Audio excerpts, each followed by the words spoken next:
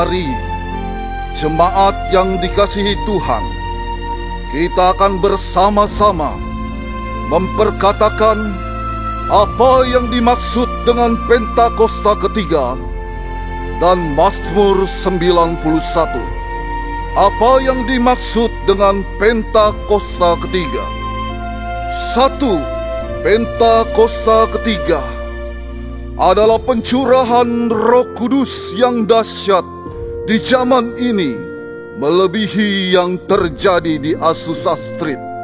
2. Pentakosta ketiga akan mengakibatkan penuaian jiwa yang terbesar dan yang terakhir sebelum Tuhan Yesus datang kembali. 3. Pentakosta ketiga akan membangkitkan generasi Yeremia, yaitu anak-anak muda yang dipenuhi Roh Kudus, cinta mati-matian kepada Tuhan Yesus, tidak kompromi terhadap dosa, dan akan bergerak untuk memenangkan jiwa. 4. Pentakosta ketiga lahir di Indonesia dan bergerak ke bangsa-bangsa. Gerakan ini dari timur ke barat dan akan kembali ke Yerusalem. 5. Pentakosta ketiga akan memberikan kuasa untuk menyelesaikan amanat agung. Dan setelah itu, Tuhan Yesus akan datang kembali. Dan mari, bersama kita sepakat dan percaya mendeklarasikan firman Tuhan yang tertulis di Mazmur 91. Dalam lindungan Allah, orang yang duduk dalam lindungan yang maha tinggi dan bermalam dalam naungan yang maha kuasa akan berkata kepada Tuhan, tempat perlindunganku dan kubu pertahananku, Allahku yang kupercayai. Sungguh, dialah yang akan melepaskan engkau dari jerat penangkap burung, dari penyakit sampar yang busuk. Dengan kepaknya ia akan menudungi engkau. Di bawah sayapnya engkau akan berlindung. Kesetiaannya ialah perisai dan pagar tembok. Engkau tak usah takut terhadap kedahsyatan malam, terhadap panah yang terbang di waktu siang, terhadap penyakit sampar yang berjalan di dalam gelap, terhadap penyakit menular yang mengamuk di waktu petang. Walau 1.000 orang rebah di sisimu dan 10.000 di sebelah kananmu, tetapi itu tidak akan menimpamu. Engkau hanya menontonnya dengan matamu sendiri dan melihat pembalasan terhadap orang-orang fasik. Sebab Tuhan ialah tempat perlindunganmu, yang maha tinggi telah kau buat tempat perteduhanmu. Malapetaka tidak akan menimpa kamu, dan tulah tidak akan mendekat kepada kemahmu. Sebab malaikat-malaikatnya akan diperintahkannya kepadamu untuk menjaga engkau di segala jalan. Mereka akan menatang engkau di atas tangannya, supaya kakimu jangan terantuk kepada batu. Singa dan ular tedung akan kau langkahi. Engkau akan menginjak anak singa dan ular naga. Sungguh hatinya melekat kepadaku, maka aku akan meluputkannya. Aku akan membentenginya, sebab ia mengenal namaku. Bila ia berseru padaku, aku akan menjawab. Aku akan menyertai dia dalam kesesakan. Aku akan meluputkannya dan memuliakannya. Dengan panjang umur akan kukenyangkan dia, dan akan kuperlihatkan kepadanya keselamatan daripadaku. Haleluya! Amin. Amin. Shalom. Sekali lagi shalom. Selalu ada sukacita di rumah Tuhan. Amin. Mari engkau yang bersukacita, sama-sama kita bersatu dalam doa. Tuhan Yesus yang baik, ini setiap kami Tuhan yang bersuka cita dalam-Mu Tuhan. Hari ini Tuhan kami datang kepadamu, kami siap beribadah. Kami mau kasih yang terbaik, pujian, penyembahan yang terbaik kami naikkan untuk Tuhan Yesus. Biar hari ini Tuhan Engkau disenangkan oleh pujian penyembahan setiap kami. Ditinggikanlah Engkau atas hidup setiap kami. Di dalam nama Tuhan Yesus Engkau yang siap katakan. Amin. Boleh sama-sama kita bangkit berdiri. Hari ini kita mau kasih yang terbaik untuk Tuhan Yesus. Sebab kasih-Nya selalu ada dalam hidup kita. Amin. Amin. Silakan. Bertepuk tangan buat Allah kita. Come on.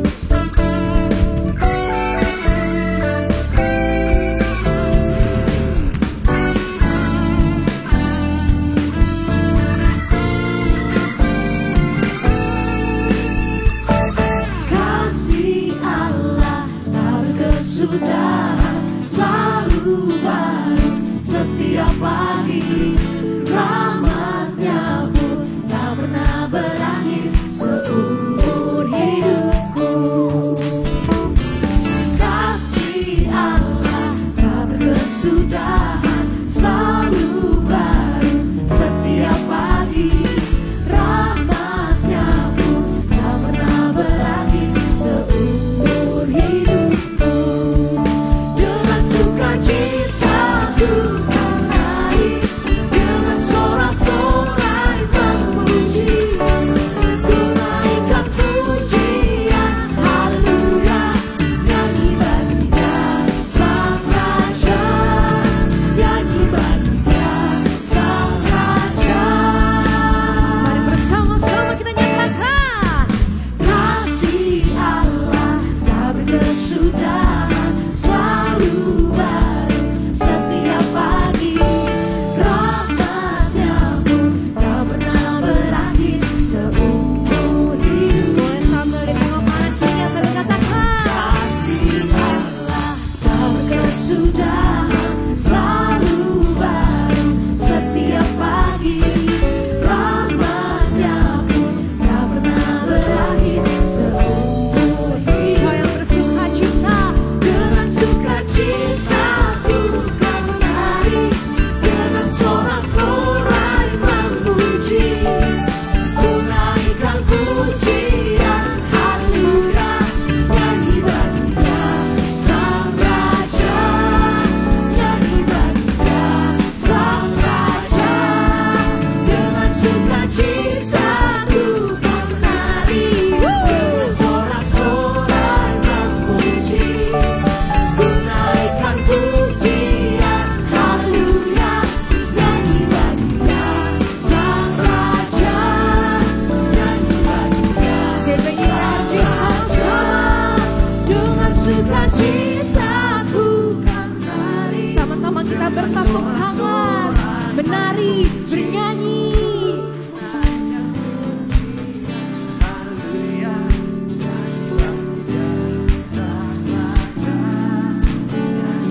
Are you ready for more church? Come on, sing it out.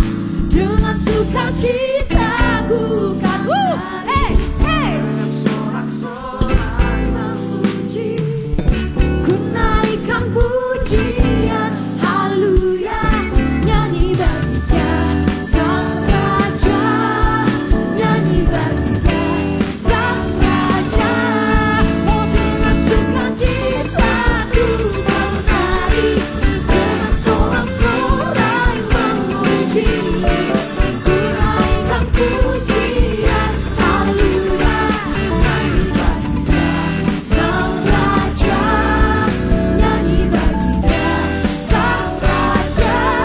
Oh, dengan sukacita ku kan menari, dengan sorak-sorai memuji, ku naikkan pujian haleluya, nyanyi bagi Dia Sang Raja, nyanyi bagi Dia Sama-sama kita Sang Raja, nyanyi bagi Dia Sang Raja.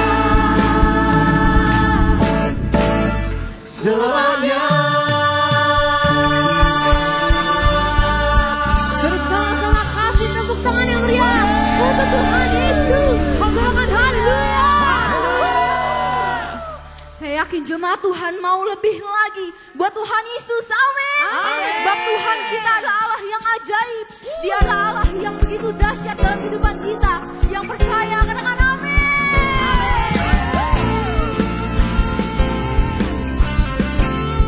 Sebab kami percaya dengan iman kami Tuhan Yesus bahwa Engkau adalah Allah kami yang setia. Mari KBPRJ sama-sama nyatakan. Alangkah indahnya hidup di dalam Tuhan. Dia mencurahkan berkat yang melimpah.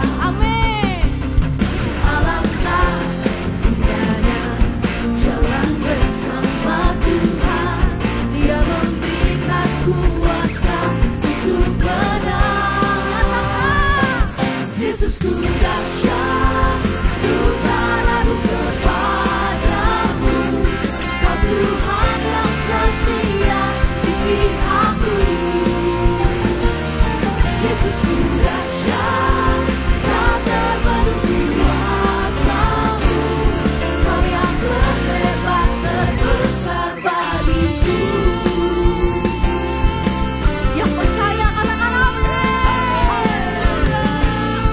Mari dengan imanmu, saya mau setiap kita sama-sama nyatakan. Alangkah indahnya hidup di dalam Tuhan. Dia mencurahkan berkat yang melimpah. Amin. Alangkah indahnya jalan bersama Tuhan. Dia memberikan kuasa untuk Yesusku dahsyat, ku tak ragu kepadamu. Kau Tuhan yang setia di pihakku. Yesusku dahsyat, tak terbendung kuasa-Mu. Kau yang terhebat, terbesar. Yesusku dahsyat, ku tak ragu kepadamu. Kau Tuhan yang setia di pihakku. Yesusku dahsyat, tak terbendung kuasa-Mu. Kau yang terhebat, terbesar bagiku. Kau adalah Allah kami yang dahsyat, yang begitu besar berkuasa dalam kehidupan kami Tuhan. Dan pada hari ini kami mau satukan hati kami memuji dan menyembah tinggikan nama-Mu Tuhan. Haleluya. Mari dengan tangan terangkat sama-sama nyatakan. Yesusku dahsyat, ku tak ragu kepadamu. Jadikan ini sebagai ungkapan hatimu untuk Tuhan Yesus, bahwa Tuhan adalah Allah yang setia, yang selalu berada di pihak kita. Amin. Yesusku dahsyat, tak terbendung kuasa-Mu. Kau yang terhebat. Sekali lagi sama-sama nyatakan dengan imanmu. Come on. Yesusku dahsyat, ku tak ragu kepadamu. Kau Tuhan yang setia di pihakku. Amin. Yesusku dahsyat, tak terbendung kuasa-Mu. Kau yang terhebat, terbesar bagiku. Mari lebih lagi nyatakan. Yesusku dahsyat, ku tak ragu kepadamu. Kau Tuhan yang setia di pihakku. Yesusku dahsyat, tak terbendung kuasa-Mu. Kau yang terhebat, terbesar bagiku. Katakan Kau yang terhebat Tuhan. Kau yang terhebat, terbesar bagiku. Kau yang terhebat, terbesar bagiku. Dengan tepuk tangan yang terbaik buat Tuhan Yesus. Dengan sorak-sorai kemuliaan buat Tuhan. Sorakan haleluya. Haleluya, haleluya. Engkau Allah kami yang dahsyat, luar biasa. Terima kasih Tuhan Yesus. Mari jemaat Tuhan bersama-sama kita deklarasikan tahun 2025 adalah tahun penuaian. Biar itu menjadi bagian di dalam kehidupan setiap kita. Tahun 2025 adalah tahun penuaian. Tahun 2025 adalah tahun penuaian. Tahun 2025 adalah tahun penuaian. Haleluya, Tuhan Yesus, biarlah setiap kami, anak-anakmu, umatmu, boleh menjadi penuai-penuaimu di era Pentakosta ketiga. Tuhan menjadikan setiap kami sebagai berkat, sebagai dampak untuk membawa Tuhan banyak jiwa-jiwa boleh mengenal kepada kasih Kristus. Bapa, kami mengucap syukur untuk penyertaan-Mu buat bangsa kami Indonesia. 80 tahun Tuhan senantiasa menganugerahkan Tuhan kasih-Mu, perlindungan-Mu buat bangsa kami Indonesia. Dirgahayu Indonesia. Terima kasih Tuhan Yesus, kami percaya Indonesia senantiasa aman, damai, sejahtera Tuhan. Karena ada takut akan Tuhan di bangsa kami Indonesia Bapa. Tuhan Yesus, Engkau berkati Presiden dan Wakil Presiden Bapak Prabowo dan Bapak Gibran beserta seluruh Tuhan menteri yang ada. Biarlah setiap mereka boleh memiliki integritas di dalam melakukan setiap tugas dan tanggung jawab yang dipercayakan kepada mereka. Membawa Indonesia menjadi negara yang maju Bapak. Terima kasih Tuhan Yesus, Engkau juga berkati Gembala Sidang kami Pak Niko, Gembala CK7 Dr. Yanto. Biarlah pengurapan hikmat daripada Tuhan dicurahkan atas kedua hamba-Mu di dalam pelayanan, di dalam pengembalaan untuk membawa setiap umat-Mu menjadi umat yang layak dan berkenan di hadapan-Mu ya Bapa. Terima kasih Tuhan Yesus. Kami juga membawa generasi Yeremia, anak-anak muda yang dipenuhi Roh Kudus, yang hidupnya Tuhan mengasihi Engkau Bapa. Engkau urapi, Engkau berkati generasi Yeremia. Pakai setiap mereka dimanapun Tuhan tempatkan ya Bapa. Baik Tuhan di sekolah-sekolah, di kampus-kampus, di kantor-kantor, di tempat mereka berusaha Tuhan berkati. Tuhan pakai setiap generasi mereka, generasi Yeremia, sehingga setiap mereka boleh Tuhan membawa kasih Kristus dan nama Tuhan Yesus dipermuliakan. Terima kasih Tuhan Yesus, hanya di dalam nama-Mu saja Tuhan Yesus kami berdoa dan mengucap syukur. Mari jemaat Tuhan sama-sama kita katakan amin. Amin. Bapak Ibu Saudara yang dikasihi Tuhan, boleh dipersilakan kembali ke tempat duduk. GBPRJ rindu untuk menyambut. Apakah ada yang baru pertama kali hadir? Boleh tolong lambaikan tangannya. Apakah ada? Mari jangan malu-malu, apakah ada yang baru pertama kali hadir? Oke, baik, tidak ada, tidak apa-apa. Semua adalah jemaat yang setia kepada Tuhan Yesus, amin. Ini jadi tugas setiap kita untuk sama-sama kita bawa rekan, saudara, dan orang-orang terdekat beribadah bersama-sama di tempat ini, amin. Baik, sekarang adalah saatnya kita untuk mendengarkan pengumuman untuk 1 minggu ke depan. Kepada tim multimedia kami persilahkan.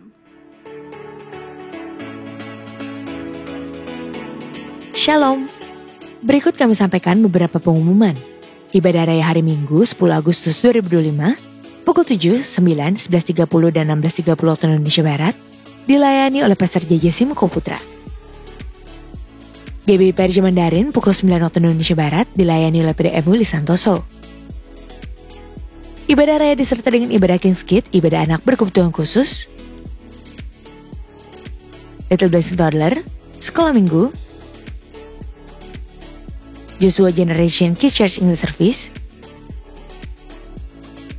Junior Church Indonesia Service, 316 Youth English Service,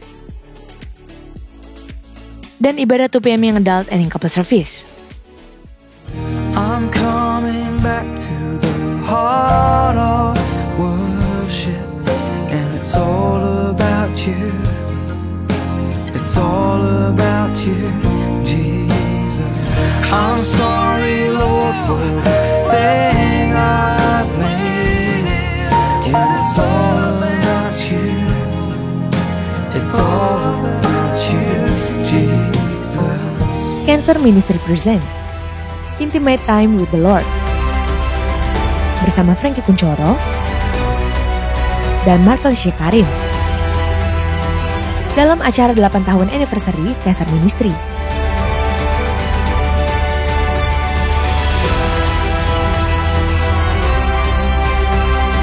Sabtu 23 Agustus 2025 pukul 10.30 waktu Indonesia Barat. Bertempat di Integrity Convention Center ICC, Sapphire and Pearl Room, Mall MGK Lantai 9, Kemayoran, Jakarta Pusat.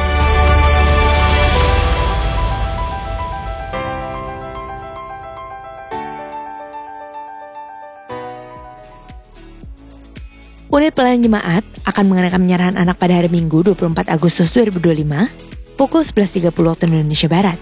Bagi Bapak Ibu yang ingin menyerahkan anak-anak, harap segera mendaftarkan diri. Pendaftaran dibuka mulai tanggal 1 sampai dengan 18 Agustus 2025 secara online via www.gbprj.org. Untuk informasi lebih lanjut, dapat menghubungi counter sekretariat depan selebar selesai. Berikut kami informasikan pasangan dari Jemaat GBPRJ Grup CK7 yang akan melangsungkan pemberkatan nikah. Apabila dari Bapak Ibu ada yang keberatan atas informasi tersebut, harap dapat segera menghubungi PDP Grace Natalia di nomor WA 0856 8505 054. Untuk informasi lengkap mengenai persyaratan dan pendaftaran pemberkatan serta penangguhan nikah, dapat menghubungi counter sekretariat masing-masing cabang atau dapat dilihat di www.gbprj.org.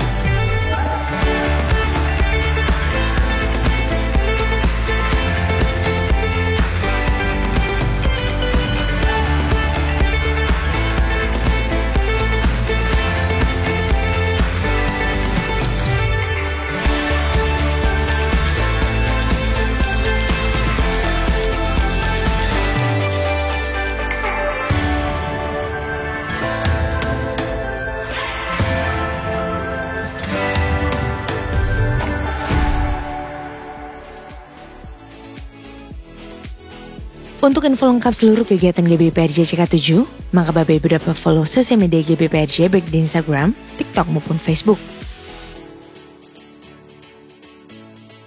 Sekian pengumuman pada hari ini, terima kasih atas perhatian Bapak Ibu sekalian, Tuhan Yesus memberkati. Berapa banyak dari kita yang merasakan kasih Tuhan dalam hidup kita? Boleh lambaikan tanganmu? Saya percaya setiap kita pasti setiap harinya merasakan kasih Tuhan, amin. Mungkin banyak dari kita yang melakukan atau memperkerjakan apapun itu dalam hidup kita berusaha dengan kekuatan kita sendiri. Terkadang kita lupa kalau misalnya kita punya Tuhan yang kekuatannya tidak terbatas, yang kasihnya tak terhingga. Kadang kita terlalu mengandalkan, berpikir bahwa kita bisa tanpa Tuhan. Tapi hari ini Tuhan ingatkan setiap kita bahwa Tuhan selalu ada bersama kita.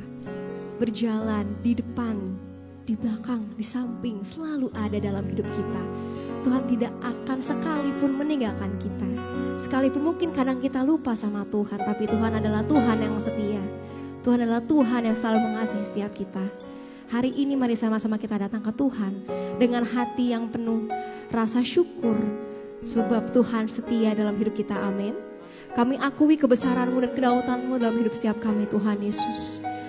Kami sadar betul Tuhan, kami tidak bisa jalan sendiri tanpa Tuhan Yesus. Apapun yang kami kerjakan, jika itu tanpa ada Tuhan, tidak ada artinya. Biar hari ini kami menyatakan bahwa Tuhanlah segalanya dalam hidup setiap kami. Terima kasih Tuhan Yesus.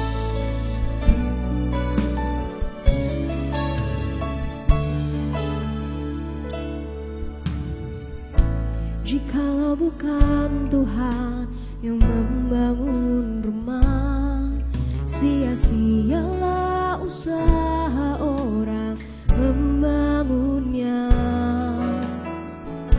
Jikalau bukan Tuhan yang menjaga hidupku, sia-sialah usahaku tanpa seizin Tuhan.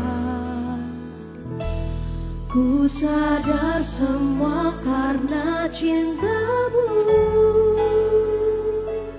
ku akui semua karena berkat-Mu. Tak mungkin semua tanpa campur tangan-Mu, takkan usai kasih sayang-Mu.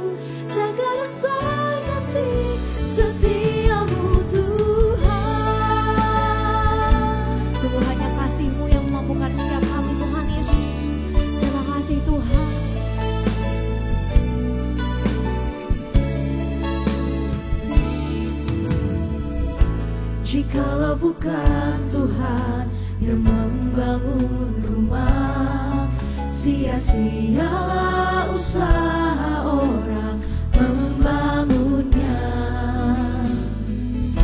Jikalau bukan Tuhan yang menjaga hidupku, sia-sialah usahaku tanpa seizin Tuhan.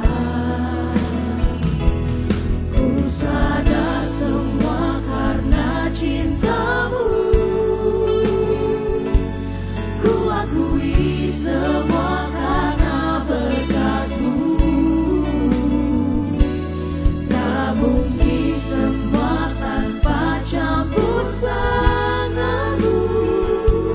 Takkan usai kasih sayang-Mu, takkan usai kasih setia-Mu Tuhan. Ku sadar semua karena cinta-Mu. Kami menyadari Tuhan Yesus, Ku dan kami pun juga akui mengakui semua karena berkat-Mu. Tak mungkin semua tanpa campur tangan-Mu. Takkan usai kasih sayang-Mu, takkan usai kasih setia-Mu Tuhan. Ku sadar semua karena cinta-Mu. dengan tangan yang terangkat Tuhan Yesus, kami mau akui Tuhan, segala sesuatu yang ada dalam hidup kami hanya karena berkat-Mu. Tak mungkin semua tanpa campur tangan-Mu. Takkan usai kasih sayang-Mu, takkan usai kasih setia-Mu Tuhan. Ku sadar semua karena cinta-Mu. Ku akui semua karena berkat-Mu. Tak mungkin semua Yang kami imani Tuhan Yesus, takkan usai kasih sayang-Mu, takkan usai kasih setia-Mu Tuhan. Ku sadar semua karena dengan kerendahan hati kami Tuhan Yesus, dengan diri kami yang begitu sadar Tuhan, kami mau akui di hadapan-Mu Tuhan Yesus.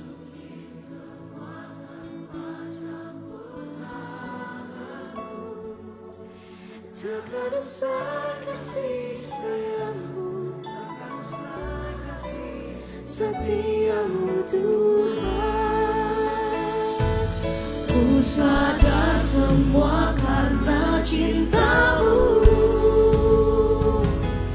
Ku akui semua karena berkat-Mu.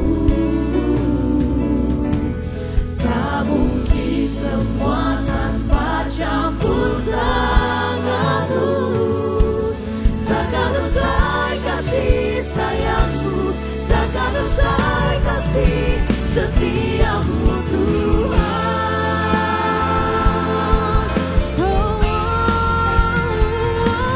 Ku sadar semua karena cinta-Mu.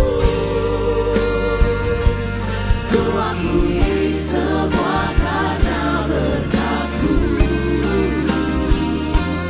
Tak mungkin semua tanpa campur tangan-Mu. Takkan usai kasih sayang-Mu, takkan usai kasih setia-Mu Tuhan. Ku sadar semua karena cinta-Mu. Ku akui semua karena berkat-Mu. Tak mungkin semua tanpa campur tangan-Mu. Takkan usai kasih sayang-Mu, takkan usai kasih setia-Mu Tuhan. Takkan usai kasih sayang-Mu, takkan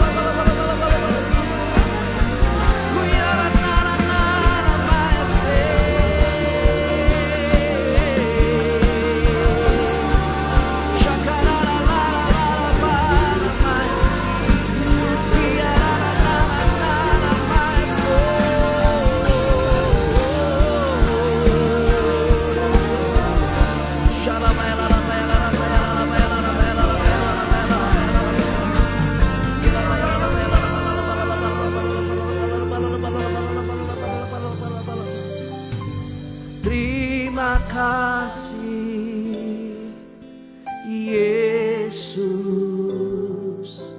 Yesus. Terima kasih karena anugerah-Mu buat hidupku sekarang. Ku kan memuji-Mu selamanya. Terima kasih, Yesus, Yesus.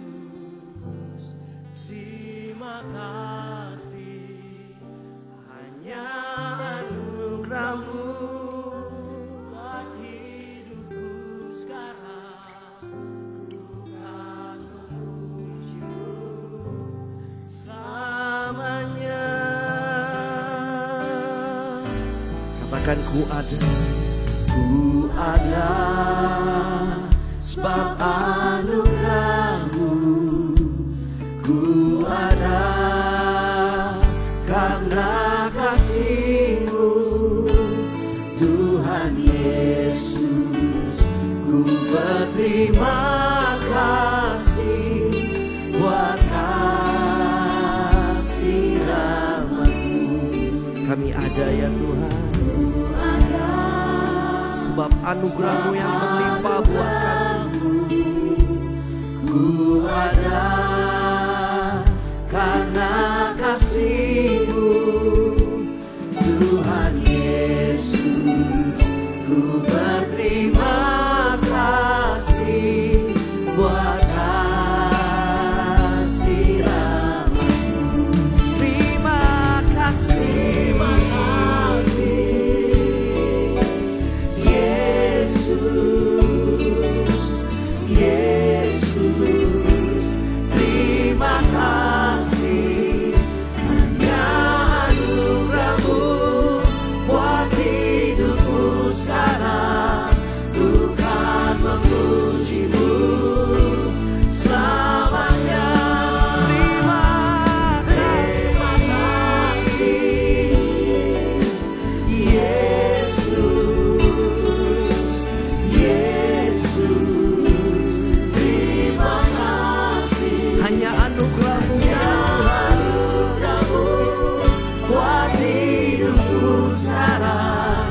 Ku kan memuji-Mu selamanya. Dengan tepuk tangan yang terbaik buat Tuhan, jemaat sendiri katakan, ku ada sebab anugerah. Kami bersyukur semua karena kasih-Mu ya Tuhan. Kami berterima kasih buat kasih-Mu. Haleluya. Mari sama-sama katakan, terima kasih Yesus, Yesus. Terima kasih hanya anugerah-Mu buat hidupku sekarang. Ku kan memuji-Mu selamanya. Terima kasih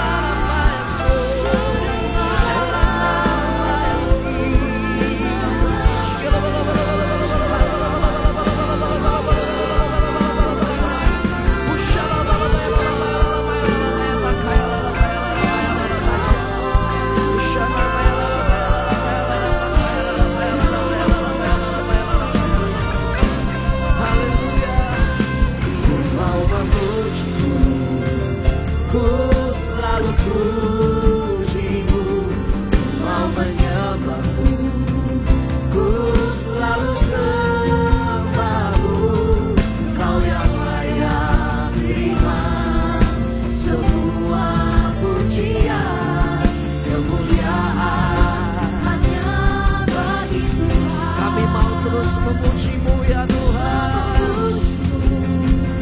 Ku selalu pujimu, ku mau menyembahmu, ku selalu sembahmu, kau yang layak terima semua pujian, kemuliaan hanya bagi. Mari sambil angkat kedua tangan kita dan nyatakan, ku mau memujimu, ku selalu pujimu, kami akan terus menyembahmu Allah kami yang hidup, ku selalu sembahmu,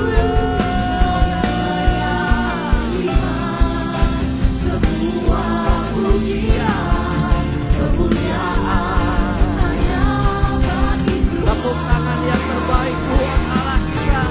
Haleluya.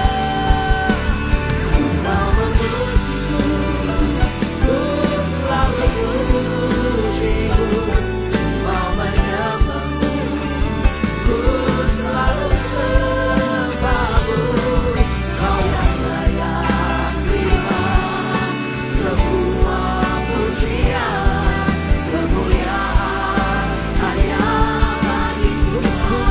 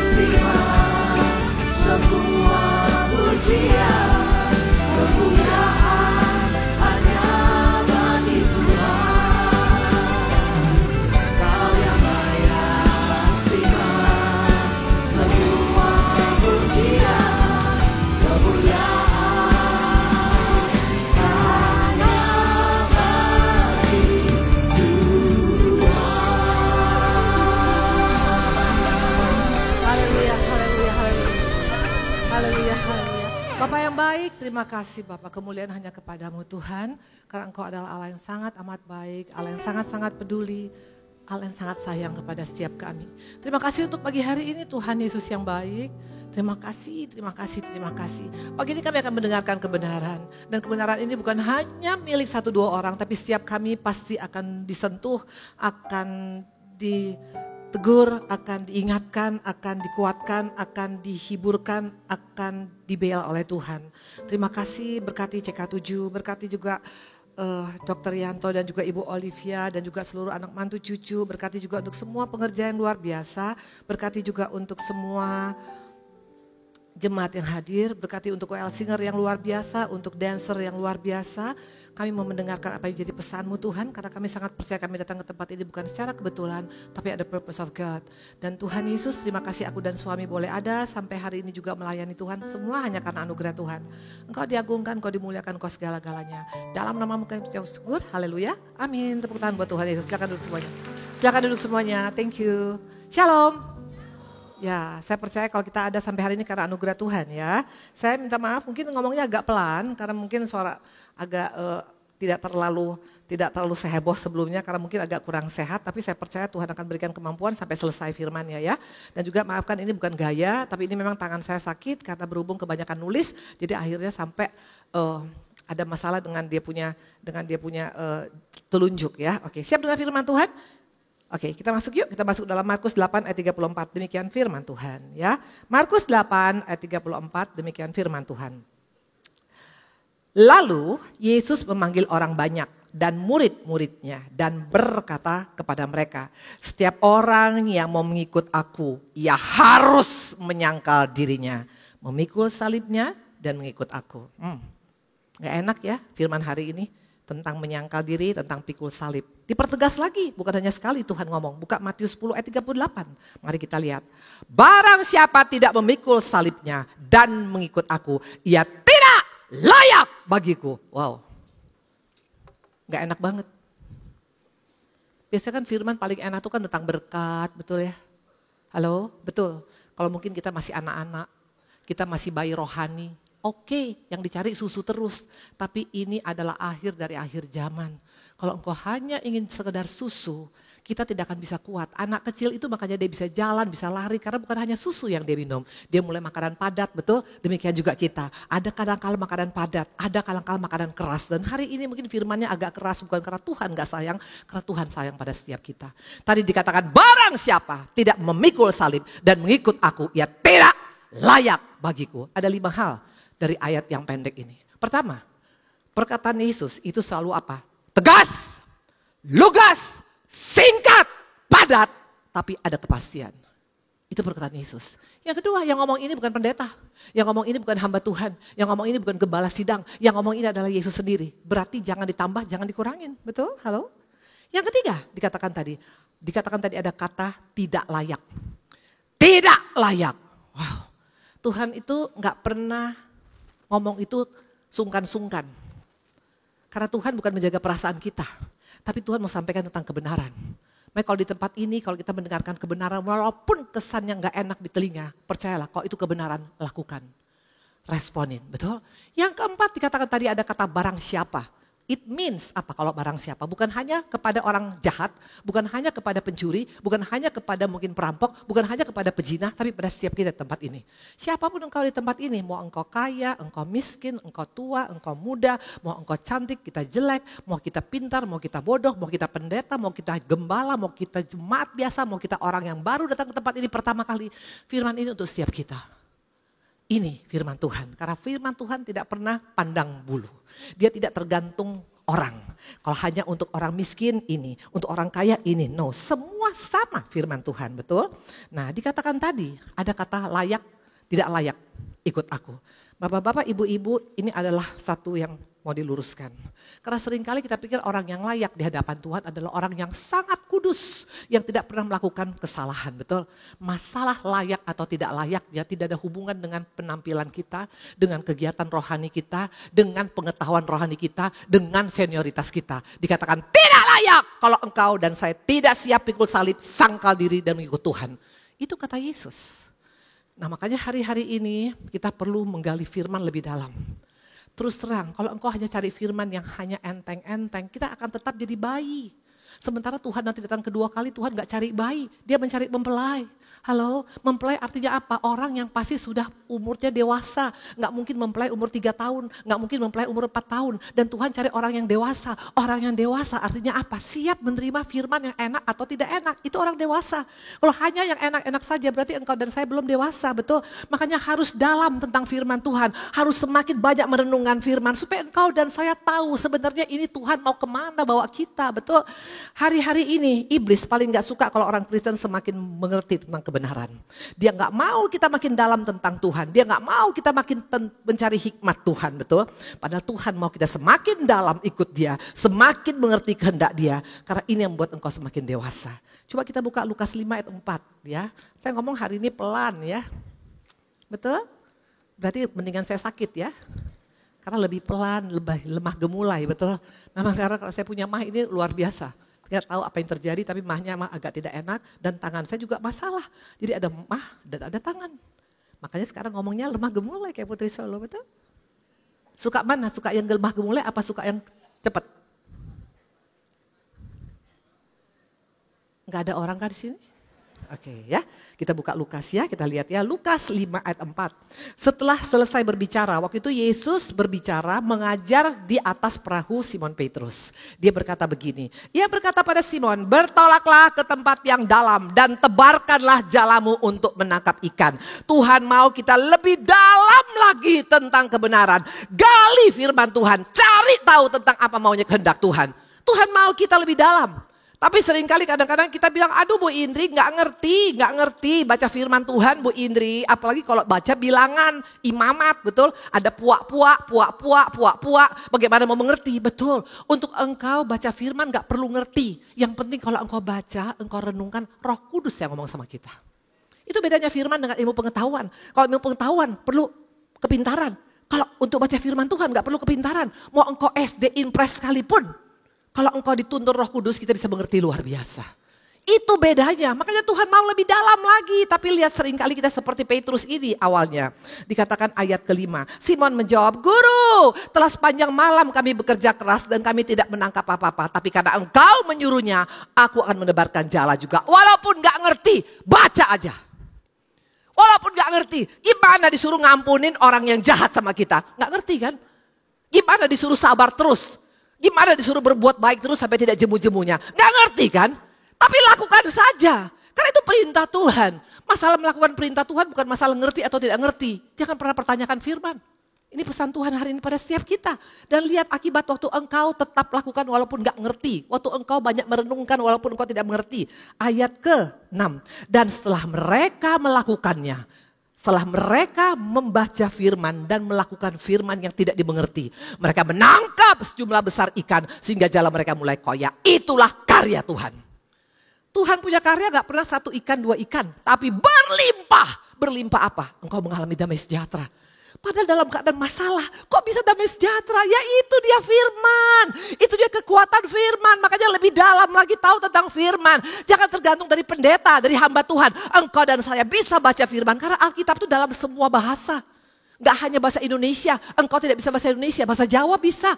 Bahasa Batak bisa, bahasa apapun bisa. Itulah kelebihan daripada firman kita. Karena firman itu milik semua bangsa. Bukan hanya milik orang Indonesia saja. Bukan hanya milik orang Ibrani saja, semua kita bisa membacanya. Hanya seringkali kau tidak mau menggali lebih dalam. Kenapa? Karena gak enak sama telinga kita. Kalau yang enak baru kau gali dalam-dalam, betul. Wah, ini enak banget. Waktu bahas firman yang gak enak, engkau tidak mau gali. Pada kata Tuhan apa? Kalau engkau gali lebih dalam, engkau akan mendapatkan ikan yang banyak luar biasa. Kita gak mau lihat ikannya, kita hanya melihat gak enaknya. Itu salahnya orang Kristen, betul. Nah dikatakan tadi, berlimpah. Belajar, dampak daripada belajar lebih dalam, menggali firman Tuhan, ada pengertian yang baru, ada kekuatan yang baru, ada ketenangan, ada kepastian, ada solusi, ada damai sejahtera dan sebagainya. Poin yang kelima, tadi yang pertama adalah apa? Perkataan Tuhan, tegas, lugas, singkat, padat, betul? Yang kedua yang ngomong Yesus, yang ketiga ada kata layak, tidak layak, yang keempat barang siapa artinya untuk kita. Yang kelima yang paling orang gak suka adalah apa? Sangkal diri dan pikul salib. Orang Kristen gak suka ini. Kenapa saya bilang begitu? Memang ini sekarang yang terjadi. Makanya hari-hari ini para hamba Tuhan kita punya peranan loh di sini. Kalau engkau hanya mencarikan firman yang enak-enak untuk telinganya jemaat, ada yang salah dengan hamba Tuhannya. Buka 2 Timotius 4 ayat 3 sampai dengan 4. Dan ini sudah dinubuatkan oleh Timotius. Karena akan datang waktunya orang tidak dapat lagi menerima ajaran yang sehat. Tapi mereka akan mengumpulkan guru-guru menurut kehendaknya untuk memuaskan keinginan telinganya.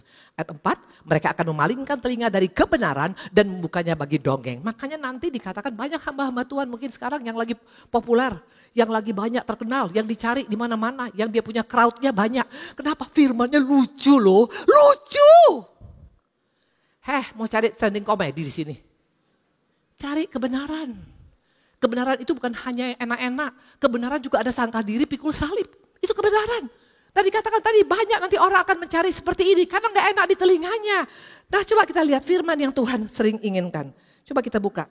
Ya makanya gak heran akibat engkau hanya cari yang enak-enak. Kita seperti ini Kristennya. Ini apa? Ini ranting, betul. Makanya gak heran. Kita punya kekristenan gampang rapuh. Gampang rapuh. Kenapa bilang? Karena hanya mau firman yang enak. Pas waktu engkau mengalami hal tidak enak, engkau marah sama Tuhan. Engkau kecewa sama Tuhan. Engkau bilang kok jadi gini. Kan katanya kan ikut Tuhan menjadi kepala tidak menjadi ekor. Tetap naik tidak turun. Betul. Tapi selain menjadi kepala tidak menjadi ekor, tetap naik tidak turun. Ada sangkal diri. Ada pikul salib. Yang ngomong adalah Yesus. Dan ini jarang disampaikan hari-hari ini. Makanya hari ini maafkan saya. Kalau kita ketemu hari ini udah berapa bulan gak ketemu tiba-tiba dimarah-marahin. Gak apa-apa ya. Bukan karena dimarah-marahin. Karena kalau engkau mengerti, nanti kita akan menangkap, oh kenapa ini harus saya alami dalam hidup saya. Oke? Nah kita akan lihat sekarang. Ya. Coba kita buka Matius 7 ayat 7. Orang Kristen banyak salah soalnya tentang ayat ini. Makanya gak heran dia jadi ranting, kecewa. Mana kata Tuhan Matius 7 ayat 7. Fakta kok gak saya alamin. Mintalah maka akan diberikan kepadamu. Carilah maka kamu akan mendapat. Ketuklah maka pintu akan dibukakan bagimu. Baru titik. Sebelumnya gak titik loh. Sebelumnya ada koma. Semua ada koma. Dan seringkali kita ikut Tuhan tuh sampai di komanya saja. Betul? Mintalah maka akan diberikan padamu. Betul? Minta bicara tentang praying. Tentang doa. Minta diberikan tapi gak sampai di sana. Masih ada lagi. Dikatakan cari. Baru akan mendapat. Cari bicara tentang apa? Effort, usaha. Harus ada usaha kita. Engkau mau mendapatkan pekerjaan tapi gak pernah apply job. Gak pernah kirim CV-mu. Mungkin kau dapat kerja. Engkau sekarang mau suamimu berubah, tapi engkau sendiri kasar sama suami gak pernah urus. Mungkin, gak bisa. Ada bagian doa, ada bagian berusaha. Dan kalau usaha kita itu sesuai dengan kebenaran, pasti Tuhan akan terketuk pintu hatinya. Tepuk tanganlah Tuhan Yesus, itu pasti. Firman Tuhan ini gak bohong. Tapi ada 3 hal, jangan 30% yang diambil, jangan hanya doa terus Tuhan. Bu Indri saya sudah doa loh, doa puasa, doa Esther, doa Daud, doa Deborah, doa apapun. Itu betul baik, tapi gak cukup. Makanya gak heran engkau jadi ranting yang kayak tadi. Karena engkau hanya setengah tahu firman Tuhan. Makanya gali firman Tuhan agar kita tahu ternyata ini penyebabnya aku tidak mendapatkan jawaban dari Tuhan. Karena mungkin kita belum mengetuk pintu hati Tuhan. Karena kita pakai cara kita, jalan pintas. Istri-istri, karena suami gak berubah, mulai pakai bulu ayam, bulu kelek di dompetnya. Gak seperti itu bukan usaha. Itu namanya usaha dunia. Usaha dari Tuhan harus sesuai kebenaran. Baru Tuhan terketuk pintu hatinya, baru Tuhan jawab masalah kita. Halo? Halo? Adakah manusia di sini? Adakah manusia di sini? Oke ya. Sedih banget ya, akibat daripada orang yang tidak lagi mendapat jawaban doa, dia mulai kecewa sama Tuhan, akhirnya dia seperti ini ranting. Betul? Ada dia tinggalkan Tuhan. Dulu dia berapi-api, dulu cari Tuhan, dulu melayani, sekarang hilang, bahkan dia menjual imannya. Hanya gara-gara kecewa sama Tuhan, betul? Saya mau tanya, siapa di sini yakin dia adalah orang pilihan Tuhan? Orang pilihan Tuhan. Siapa yakin dia orang pilihan Tuhan? Oh di sini semua penjahat? Siapa yakin dia orang pilihan Tuhan? Halo? Semua kita orang pilihan Tuhan. Ada ayatnya? Ada. Orang pilihan Tuhan bukan hanya orang-orang tertentu loh. Jangan sampai salah kalau kau dengar, Bu katanya Tuhan saya bukan orang pilihan Tuhan. Siapa bilang? Kita semua orang pilihan Tuhan. Mana ayatnya? Buka Yohanes. Supaya di tempat ini jangan sedikit pun kau ragu tentang ayat ini. Yohanes 15 ayat 16. Bukan aku yang memilih kamu, tapi akulah yang memilih. Bukan kamu yang memilih aku, tapi akulah yang memilih kamu. Dan aku telah menetapkan kamu supaya kamu pergi dan menghasilkan buah. Dan buahmu itu tetap. Supaya apa yang kamu minta, perhatikan. Apa yang kamu minta kepada Bapa dalam namaku, diberikannya kepadamu. Luar biasa. Ini ciri orang pilihan Tuhan. engkau akan dapatkan semua janji Tuhan. Ada berapa janji Tuhan? Kurang lebih 6.600 janji Tuhan. Semua akan kita miliki. Keselamatan, damai sejahtera, kelimpahan, kesembuhan, pemulihan. Banyak, name it. Kau makanya gali firman Tuhan supaya engkau tahu berapa banyak janji Tuhan kepada setiap kita. Dikatakan itu akan kita dapat asal engkau menjadi orang pilihan Tuhan. Hanya pertanyaan, apakah semua orang pilihan Tuhan mendapatkannya? No. Ini masalahnya. Banyak yang dipanggil, banyak yang dipilih, tapi sedikit akhirnya yang setia. Itu ada firmannya. Mana contohnya orang yang gagal sebagai orang pilihan Tuhan? Kita tahu siapa? Namanya Yudas. Siapa yang gak tahu Yudas pencuri? Semua orang tahu Yudas pencuri, terkenal, viral, dia pencuri. Tapi lihat Tuhan kita gak pernah tergantung daripada pendapat dunia. Dia pencuri, tapi Tuhan katakan aku pilih kau Yudas. Kenapa Tuhan pilih Yudas pencuri pada begitu banyak orang lain yang bisa menggantikan Yudas? Karena Tuhan mau kasih kesempatan Yudas untuk menjadi orang pilihan Tuhan. Setiap kita di tempat ini dapat kesempatan yang sama. Mau engkau pernah pelakor, engkau pernah pencuri, engkau pernah koruptor, engkau pernah mungkin pezina. Semua kita diberikan kesempatan untuk jadi orang pilihan Tuhan. Tapi Yudas gagal. Hanya gara-gara 30 sikal. Hanya gara-gara cuan. Hanya gara-gara jodoh, hanya gara-gara posisi, hanya gara-gara jabatan di pemerintah, hanya gara-gara job sebagai artis. Kita jual Yesus. Gagal Yudas. Siapa lagi? Simpson. Orang pilihan Tuhan jelas, betul? Dari mulai kandungan. Siapa percaya kita adalah orang pilihan Tuhan sejak kita dalam kandungan ibu kita? Kita semuanya. Sejak dari kandungan Tuhan sudah catat kita, dilukis kita dalam telapak tangan Tuhan. Artinya kita orang pilihan Tuhan. Seorang Simpson dari mulai hamil, pada mamanya itu mandul. Harusnya gak punya anak. Dikasih kesempatan loh. Akhirnya Simpson lahir. Sudah dinubuatkan akan menjadi Nazir Allah. Akan dipakai mengalahkan bangsa Filistin. Tapi gagal. Gara-gara apa? Gara-gara matanya gak bisa dikontrol. Maka di sini yang punya mata suka jelalatan, bertobatlah kita. Itu hanya gara-gara mata. Lihat Delila. Lihat perempuan dari Timnah, betul? Gak bisa kontrol emosinya. Maka di tempat ini yang gak bisa ngontrol hawa nafsu, bertobatlah kita. Engkau gagal bukan karena engkau bukan orang Kristen. Kita gagal karena kita gak bisa kontrol, kita punya hawa nafsu. Siapa dia? Simpson. Siapa lagi yang gagal? Saul.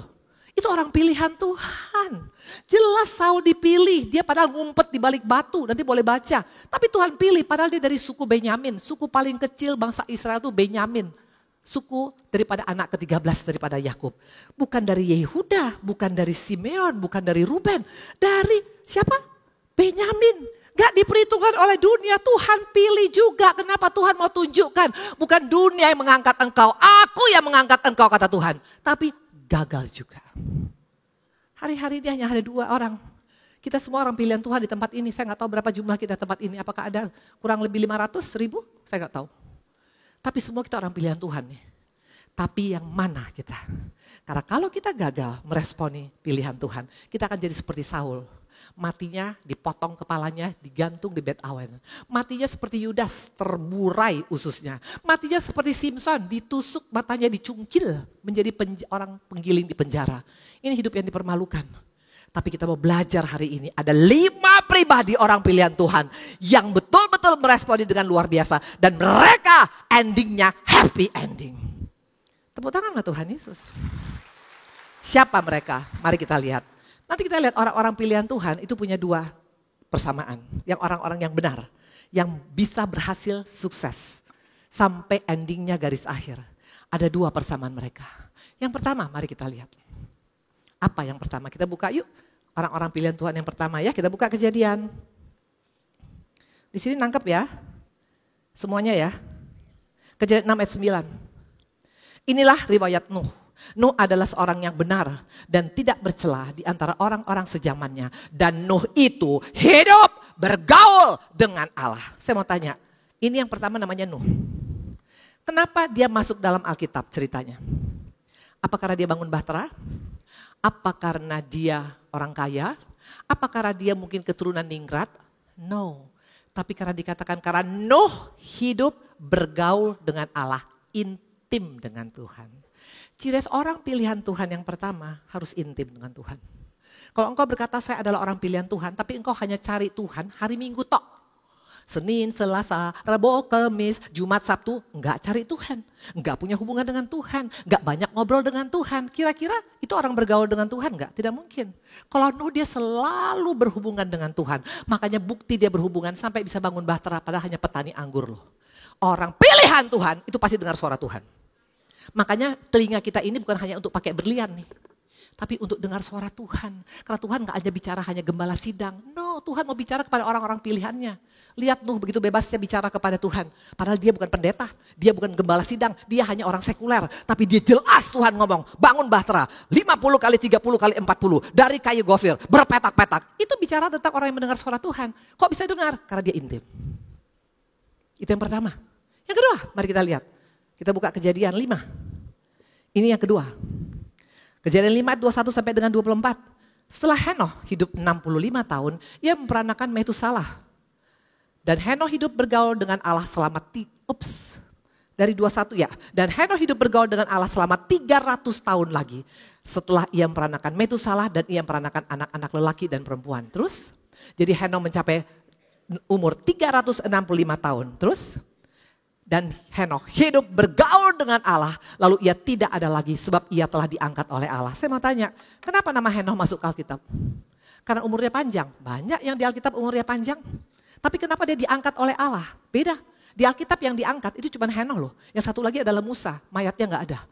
Diangkat artinya dapat special privilege daripada Tuhan. Kenapa? Bukan karena dia kaya, bukan karena dia umur panjang, bukan karena dia pintar, bukan anak konglomerat. Tapi karena dia bergaul dengan Tuhan 300 tahun. Wow. Halo, bergaul dengan Tuhan bukan berarti harus di gereja 24 jam. Tapi engkau terkonek dengan dia 24 jam di udara. Waktu engkau lagi di angkot, waktu engkau lagi bawa mobil, waktu engkau lagi masak, waktu engkau lagi melakukan apapun. Tetap ada hubungan dengan dia, itu orang yang bergaul dengan Tuhan. Karena Nuh gak pernah pindah jadi pendeta. Henoh gak pernah dikatakan menjadi gembala sidang. Tapi dia bergaul dengan Tuhan. Ini orang-orang pilihan Tuhan. Yang ketiga mari kita lihat. Siapa ciri khas daripada orang pilihan Tuhan lagi yang ketiga? Ciri khasnya. Buka Yohanes 11 ayat 1, 3 dan 5. Dikatakan ada seorang yang sedang sakit. Namanya Lazarus. Ia tinggal di Betania, kampung Maria dan adiknya Marta. Dan Lazarus yang sakit itu adalah saudaranya. Kedua perempuan itu mengirim kabar pada Yesus. Tuhan, dia yang kau kasihi sakit. Ayat 5. Yesus memang mengasihi Marta dan kakaknya dan Lazarus. Bukan gosip, bukan hoax. Tapi Yesus mengasihi Marta, Lazarus, dan Maria. Kenapa? Karena mereka adalah sahabat-sahabatnya Yesus. Melekat pada Tuhan. Kenapa Lazarus namanya ditulis? Bukan karena dia bangkit dari kubur saja. Bukan. Karena dia adalah sahabat Allah. Dia adalah orang dekat dengan Allah. Orang pilihan Tuhan. Gak bisa lari. Kalau engkau berkata, saya the chosen one. Saya adalah pilihan Tuhan. Tapi gak punya hubungan. Tidak mungkin. Kenapa kita perlu berhubungan dengan Tuhan? Kenapa kita perlu terkonek dengan Tuhan? Nanti kau lihat persamaan yang kedua. Tidak akan bisa engkau lakukan dan engkau akan bisa berhasil kalau engkau tidak punya yang pertama. Tidak mungkin. Yang pertama tadi adalah Nuh. Yang kedua tadi adalah siapa? Henoh. Yang ketiga adalah siapa? Hah? Lazarus. Yang keempat adalah siapa? Kita buka Yakobus. Yakobus 2 ayat 23.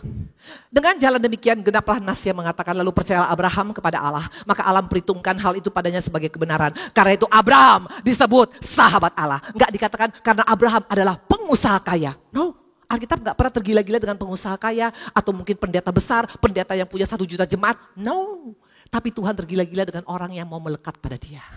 Yang punya hubungan dengan dia. Yang jadi sahabat Allah. Maka dikatakan Abraham adalah sahabat Allah. Halo, bukan dikatakan Abraham adalah pengusaha kaya. Siapa yang gak tahu Abraham kaya raya? Tuhan gak masukkan nama kaya rayanya. Gak Tuhan pedulikan berapa asetnya. Kalau sekarang di dunia ini orang kan tergila-gila dari Forbes. Siapa orang terkaya di dunia? Tuhan kita gak seperti itu. Tapi dia tergila-gila melihat orang yang mau melekat kepada dia. Karena dia adalah orang-orang yang akan mengalami perkara besar di ujung sana. Abraham sahabat Allah. Buktinya paling gampang, lihat di mana ada orang bisa sampai nego sama Tuhan begitu luar biasa. Tuhan kalau ada 50 orang, bagaimana? Apakah engkau akan hancurkan Sodom? Kalau ada 50, enggak kata Tuhan. Oke, dicari nih masih Abraham. Ternyata enggak ada 50. Cuma ada 40 dia bilang, Tuhan kalau 40, oke, enggak ada masalah. Ternyata enggak ada Tuhan kalau 30, oke. Di mana ada orang bisa nego seperti ini sama Tuhan kalau bukan dia sahabat Allah? Tidak mungkin. mungkin. Sampai terakhir waktu 10 pun ditanya, Tuhan kalau 10 nggak jadi kata Tuhan. Tapi yang ada cuma berapa? Cuma Lot, istrinya, anaknya dengan mantunya, cuma tinggal itu. Makanya akhirnya Sodom dihancurkan. Ini orang sahabat, kita bisa nego tentang kesehatan kita, tentang rumah tangga kita, tentang apapun. Ini kan luar biasa.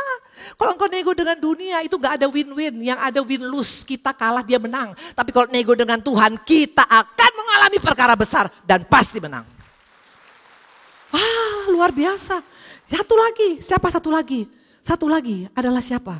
Satu lagi, kita tahu pribadi yang siapa yang satu ini. Semua nolak dia. Mungkin di tempat ini engkau ditolak oleh semua. Ditolak oleh papa mama. Dari mulai kecil dibedakan. Abang-abang dipanggil waktu ada Samuel. Ini anak gak dipanggil sendiri. Kenapa? Karena dia levelnya dengan abangnya beda. Abangnya Panglima Saul, ini tukang angon kambing. Gak pernah dianggap. Abang-abangnya pun gak nganggap. Waktu dia datang bawa makanan, boro-boro bilang thank you. Yang ada udah pulang lu. Ngapain di sini? Gak pernah diajak untuk komunikasi. Gak pernah diajak untuk sharing keluarga. Apalagi istrinya kurang apa? Menghina dia. Ngapain lu sekarang menari-nari kayak orang gila? Dihina. Kenapa? Karena istrinya adalah anak daripada Raja Saul. Yang keempat adalah siapa? Mertuanya. Saul mau bunuh dia. Yang kelima siapa? Anaknya Absalom. Itu mau mengkhianati bahkan membunuh bapak kandungnya sendiri demi posisi. Yang keenam rakyat pun mau melempari dengan batu. Tidak ada yang bagusnya mengenai orang ini. Tapi kenapa namanya masuk di Alkitab? Kenapa? Bukan karena dia menang melawan Goliat. Tahu kenapa? Bukan karena dia menang melawan Filistin. Karena dia punya hati melekat pada Tuhan. Lebih baik 1 hari di rumah Tuhan daripada 1000 hari di rumah orang fasik. Itulah Daud. 5 contoh pribadi. Semua dari pribadi yang berbeda latar belakang. Tapi mereka punya kesamaan yang sama. Yaitu apa? Hubungan dengan Tuhan. Mau engkau menjadi orang pilihan Tuhan? Mimpi kali kalau hanya cuma baca Alkitab atau cuma doa hanya hari Minggu. Bertobatlah kita. Gak bisa. Kita perlu punya hubungan dengan Tuhan. Kita perlu mendapat tuntunan Dia. Kenapa? Karena persamaan yang kedua, yang tidak kalah serunya dengan yang pertama tadi adalah apa? Mari kita lihat. Yang kedua adalah apa? Dikatakan. Ya. Nah, sebelum kita masuk ke sana, kita lihat dulu. Kalau dunia, kalau dia menjadi inner circle dunia, pasti semuanya enak, betul? Misalnya, saya dekat sama penguasa Indonesia sekarang, pasti banyak dapat fasilitas, betul? Mungkin dapat proyek, dapat proyek ini, itu, betul?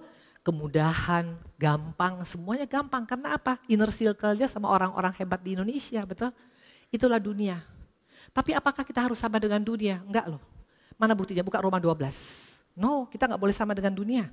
Mari kita buka, waktu engkau bersahabat dengan dunia, engkau tidak akan seperti yang Tuhan mau. Roma 12 ayat 2, demikian firman Tuhan. Janganlah kamu menjadi serupa dengan dunia, tetapi berubahlah oleh pembaruan budimu, sehingga kamu dapat membedakan mana kehendak Allah, apa yang baik, yang berkenan kepada Allah dan yang sempurna. Jelas, kalau dunia, coba buka, kalau kita sahabat dunia, enak banyak fasilitasnya, coba tunjukkan.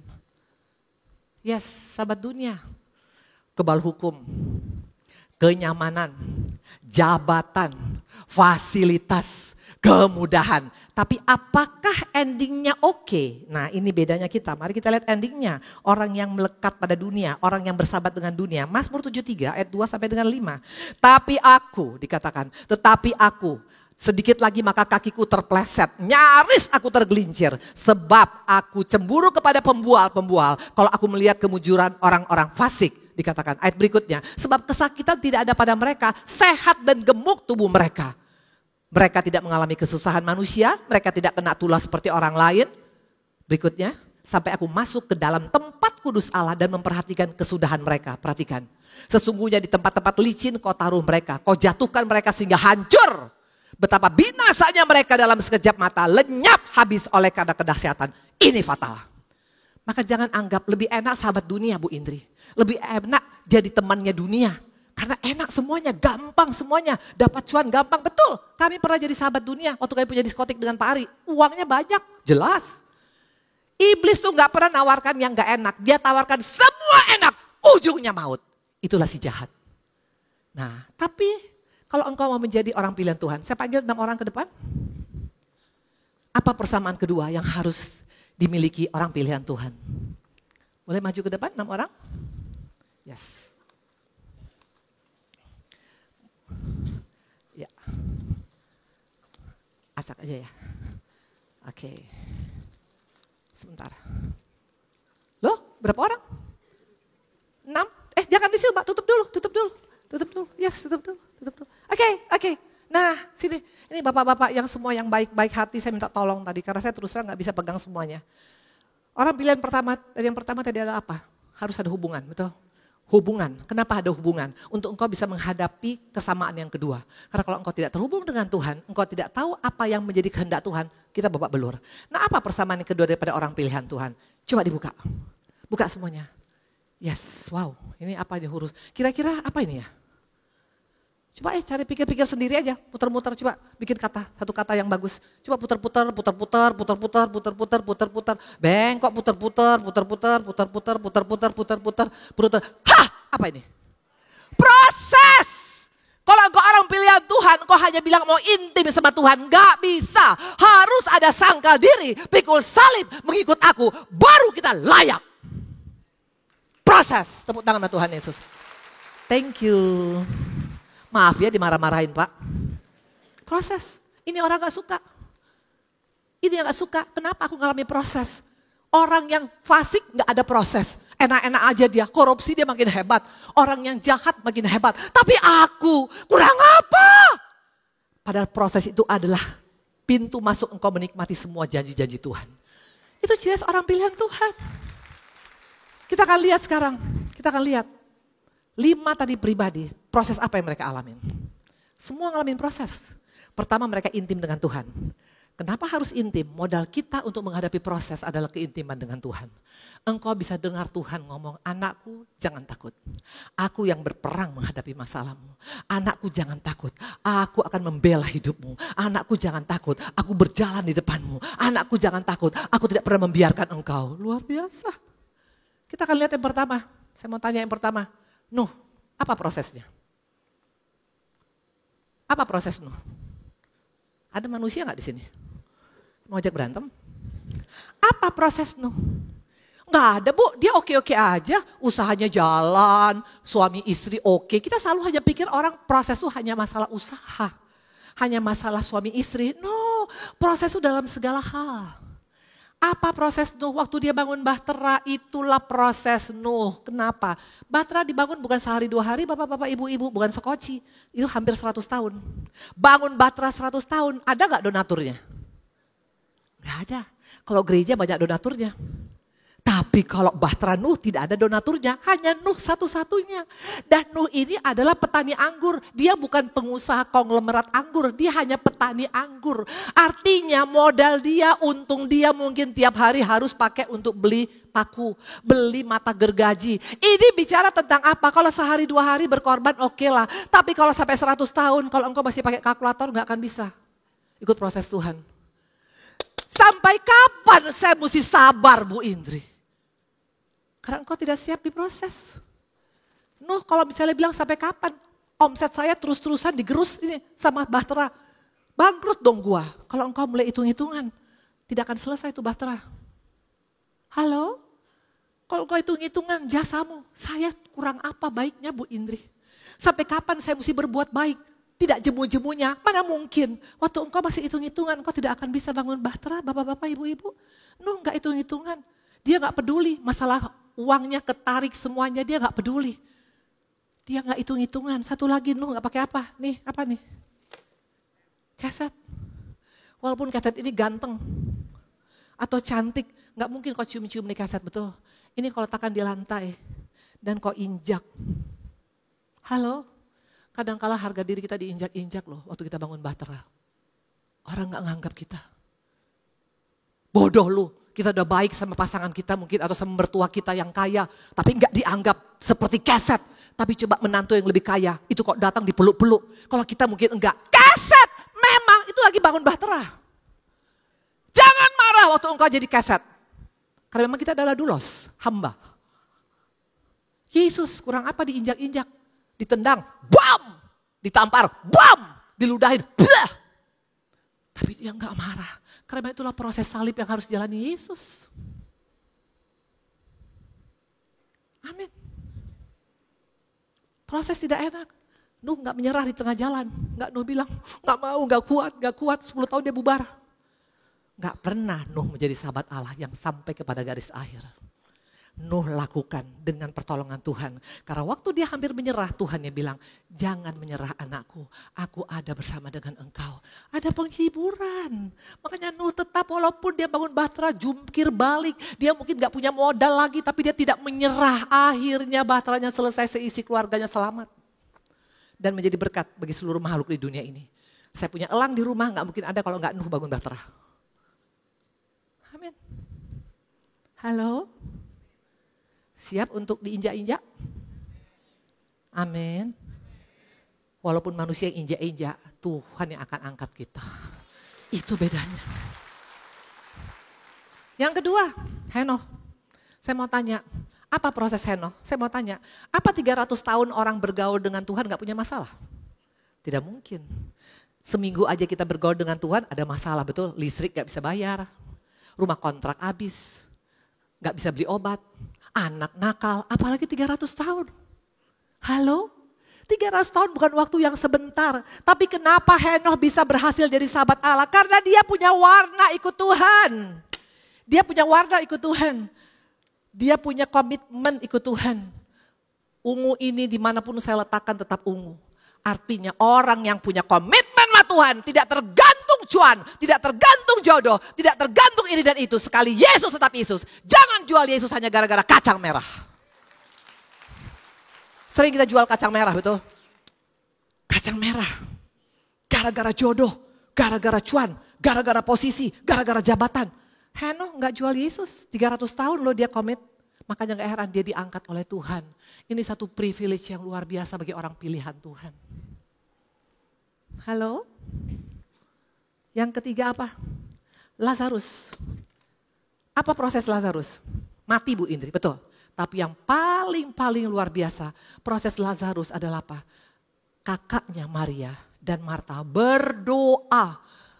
Tuhan, mungkin kau di tempat ini sudah berdoa sehari, 2 hari, 3 hari, seminggu, sebulan, setahun, 10 tahun. Tapi Tuhan belum menjawab.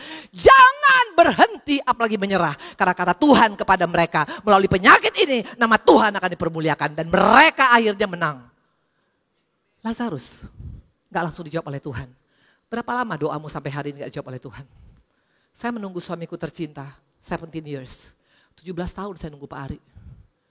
Walaupun doanya seperti orang bilang, lupa tiap hari kalau ada kesaksian di gereja, saya percaya satu saat suamiku akan bersaksi dan aku. Itu bertahun-tahun saya lakukan.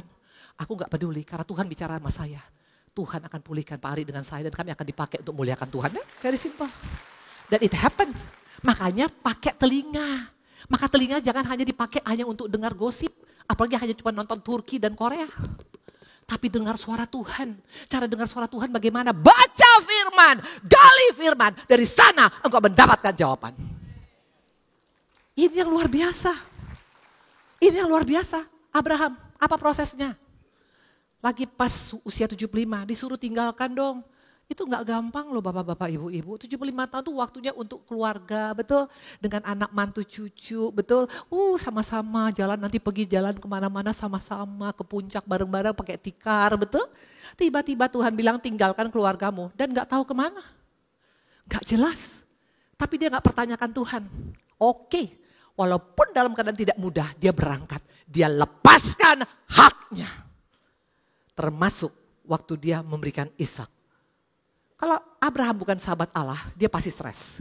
Logikanya pasti stres. Anak yang ditunggu 100 tahun, tiba-tiba diminta oleh Allah. Tapi Allah bicara sama dia, Abraham kasih anakmu. Karena aku yang akan menyediakan nanti. Dan betul tersedia kambing yang tersangkut, dia punya tanduk. Dan akhirnya melalui seorang Ishak yang dikorbankan, Abraham menjadi bapak bangsa-bangsa. Tepuk tanganlah Tuhan Yesus. Pelepasan hak memang tidak gampang.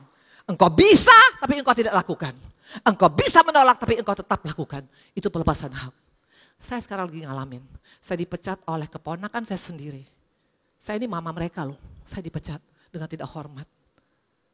Pilihan ada di kita. Mau marah, mau balas, atau mau diam. Saya bilang Tuhan apa yang harus kulakukan? Pembalasan adalah hakku. Engkau adalah anak kesayanganku. Sudah. Jangan lagi pertanyakan. Jangan lagi kenapa ya? Menurut lu kenapa ya? Gak usah.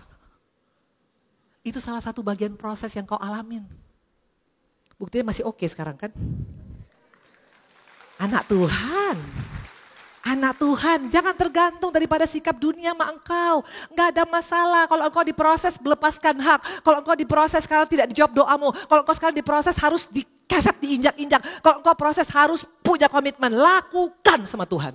Dan yang terakhir adalah siapa? Daud. Saya mau tanya, apa proses Daud?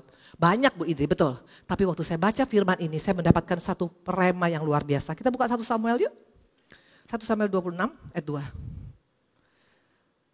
Lalu berkemaslah Saul dan turun ke padang gurun Zif dengan 3.000 orang yang terpilih dari Israel untuk mencari Daud di padang gurun Zif. Bapak-bapak, ibu-ibu, kalau engkau baca sepintas ini kesannya biasa loh. Coba kau renungkan betul-betul. Daud satu orang, mantan tukang angon kambing, betul? Sementara tadi di sini Saul bawa berapa orang? 3.000 tentara elit Israel. Israel tuh beda tentaranya dengan tentara Indonesia. Dia punya tentara gila itu yang sekarang aja perang kita lihat betul berani mati gila abis. Apa yang kau dapat dari ayat ini? Satu orang lawan 3.000. Imbang gak? No. Artinya apa? Proses sometimes engkau tidak mengalami keadilan. Sudah buat baik tapi malah ditusuk dari belakang. Sudah engkau setia tapi dihianati oleh orang-orang yang kau anggap itu setia. Itulah ketidakadilan. Itulah proses. Kalau engkau berharap tapi gak adil Bu Indri. Gak adil. Gak ada yang adil di dunia ini. Hanya Yesus yang adil. Kalau engkau berharap engkau mengalami keadilan karena engkau berbuat baik. Maka engkau pasti akan dibalas dengan kebaikan. Enggak loh. Kita berbuat baik tapi bisa dihajar. Bisa. Itulah dunia. Dan Daud mengalami itu. Padahal Daud kurang apa? Dia berbuat baiknya luar biasa. Coba kita lihat waktu dia mendapatin seorang Saul tidur. Kesempatan dia untuk membunuh seorang Saul. Mari kita lihat ya. 1 Samuel 24 ayat 10 sampai dengan 13. Waktu itu Daud dikatakan waktu itu Saul lagi buang hajat, maafkan saya. Daud di belakangnya, itu kesempatan. Dibilang oleh panglima Daud, bunuh ini sekarang, ini kesempatan. Perhatikan.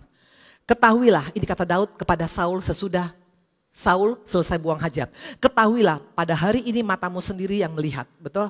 Matamu sendiri yang melihat. Bahwa Tuhan sekarang menyerahkan engkau ke dalam tanganku dalam gua itu. Ada orang yang menyuruh aku membunuh engkau. Tapi aku merasa sayang kepadamu karena pikirku aku tidak akan menjamah Tuanku. Sebab dialah orang yang diurapi Tuhan. Terus lihatlah dahulu ayahku. Lihatlah kiranya punca jubahmu dalam tanganku ini. Sebab dari kenyataan bahwa aku memotong punca jubahmu dengan tidak membunuh engkau. Dapatlah kau ketahui, kau lihat bahwa tanganku bersih daripada kejahatan dan pengkhianatan. Dan bahwa aku tidak berbuat dosa terhadap engkau. Walaupun engkau mengejar-ngejar aku dengan mencabut nyawaku. Lihat, hanya dipotong ini sama si Daud. Padahal dia sangat bisa membunuh seorang Saul.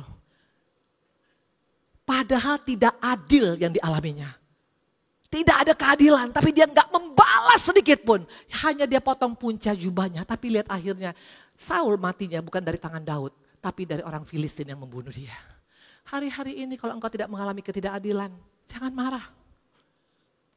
Halo, ini yang saya alami juga sekarang. Jangan marah, pembelaan kita hakim yang adil hanya Yesus. Engkau berbuat baik kepada dunia ini nggak dianggap bisa. Halo. Engkau sudah berdoa mungkin bertahun-tahun tapi belum dijawab oleh Tuhan. Gak ada masalah, bukan Tuhan gak mau jawab. Tuhan sudah siapkan jawaban yang terbaik bagi kita. Tepuk tangan sama Tuhan Yesus. 34 tahun saya berdoa buat keluarga saya. 34 tahun bukan sedikit loh sampai hari ini. Ayah saya meninggal 1991, sekarang 2025. 34 tahun saya berdoa. Sampai hari ini belum ada perdamaian. Yang ada kami hanya ketemu kalau nggak di pengadilan di kantor polisi. Tidak pernah Natal bersama, tidak pernah Paskah bersama, tidak pernah ulang tahun bersama. Bahkan ada yang meninggal pun kami nggak hadir. Apa gara-gara itu Tuhan nggak menjawab? Oh pasti, hanya masalah waktu bukan waktuku. Tapi aku percaya selama aku jadi orang pilihan Tuhan, Tuhan akan bicara jelas. Makanya hari-hari ini jangan jadi Kristen ini. Apa ini? Kristen pop. Pengen instan semuanya. No, orang yang mau instan tidak layak bagiku kata Tuhan. Tapi kalau engkau mau jadi orang-orang pilihan Tuhan, siap jadi ini. Apa nih? Apa nih? Telur. Namanya telur proses. Saya akan bagi ini ya. Tapi tidak mungkin semua mahal. Telur sekarang satu kotak isinya 55.000 harganya. Jadi saya hanya bawa ada 8 telur. Saya akan bagi tapi jangan maju ke depan. Nanti saya akan kasih waktu kalian dalam keadaan kita sudah selesai. Ya, saya akan kasih. Kalaupun kau mengalami proses, jangan takut. Karena Allah kita yang bicara sama kita langsung. Hari ini kau akan mendengar suaranya. Anakku, aku jadi pembelamu. Ibu yang barisan kedua yang pakai baju kuning. That's for you, ya. Nanti ambil. Ibu, yes. Ibu yang di depan, yang pakai baju krem, saya undang pemusik. That's for you. Jangan takut dengan proses sayang, karena Tuhan sanggup menolong. Oke, that's for you. Saya sebenarnya pengen milih yang ke belakang, tapi jauhnya minta ampun. Gimana tuh mau lihat mukanya? Halo. Ya, yang nomor 2 ibu, yang baju kuning. 1, 2, barisan ini. That's for you. Jangan hindari proses. Karena proses dari Tuhan itu pasti akan kemenangan. Bangun hubungan dengan Tuhan. Ya, saya hanya kasih 3, berhubung karena waktu kita akan masuk perjamuan kudus. Tapi intinya, hari-hari ini engkau dan saya akan mengalami proses. Itu bukti orang pilihan Tuhan. Caranya bagaimana mengatasi proses Bu Indri? Build your relationship with God. Bangun hubungan dengan Tuhan. Dia akan bicara sama kita. Dia akan menghibur kita. Dia akan berikan kekuatan pada kita. Dia akan memampukan kita. Dia akan berkata, aku peluk engkau anakku. Karena engkau adalah anak kesayanganku. Aku gendong engkau waktu engkau capek. Itu yang aku alami sekarang. Aku digendong oleh Tuhan. Aku dipeluk oleh Tuhan. Maka aku bilang, Tuhan Yesus, kau luar biasa. Satu lagi. Ini apa? Ini apa? Ini apa? Jangan datang ibadah pakai headset ya. Kalau saya pakaiin si cantik ini headset, kira-kira bisa gak dia dengar firman Tuhan? Jangan tutup telinga kita. Karena telinga kita hari ini Tuhan mau bicara banyak. Aku bertanggung jawab atas hidup.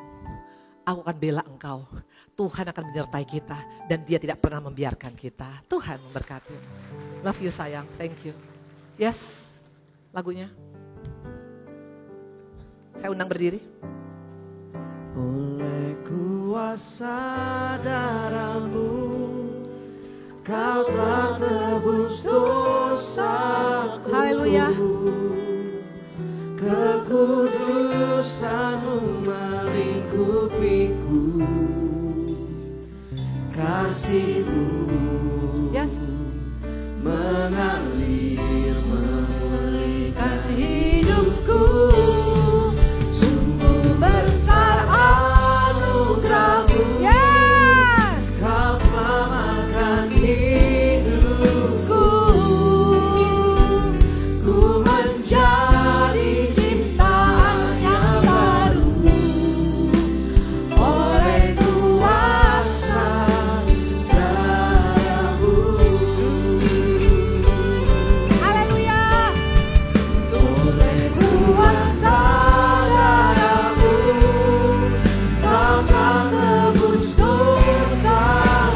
Amin. Terima kasih Tuhan Yesus.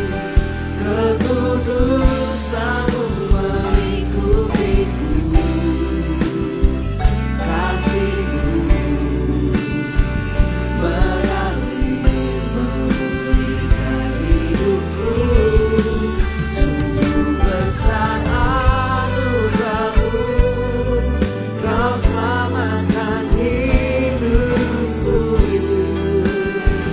Ku menjadi ciptaan yang baru oleh kuasa darah-Mu.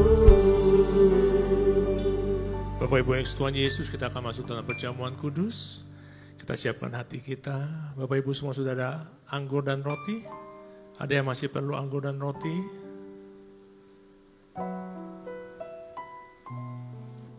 Setiap kali kita masuk dalam perjamuan kudus, kita diingatkan Bapak Ibu bahwa iblis telah dikalahkan.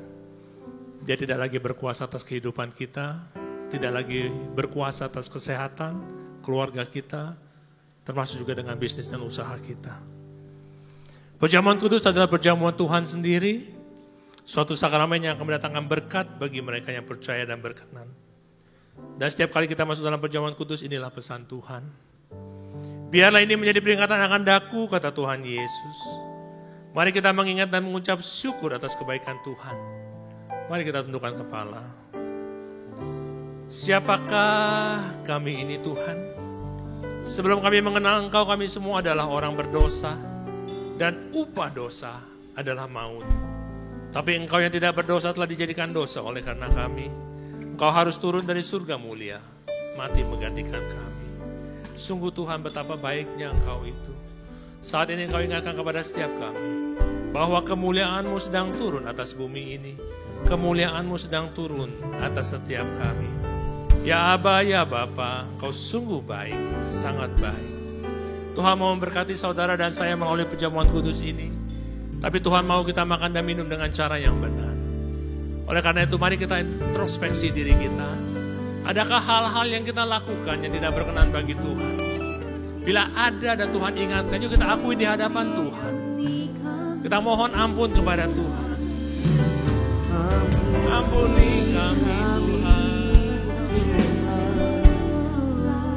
Sucikan, kuduskan setiap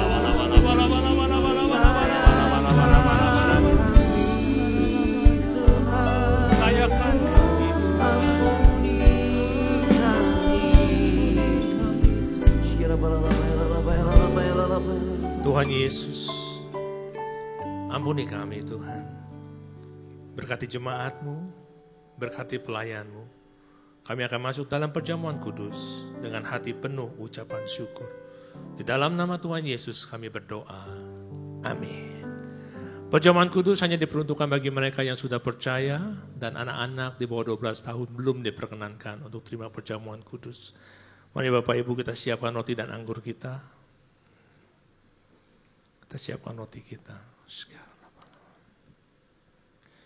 Sebab apa yang telah kuteruskan kepadamu telah aku terima dari Tuhan.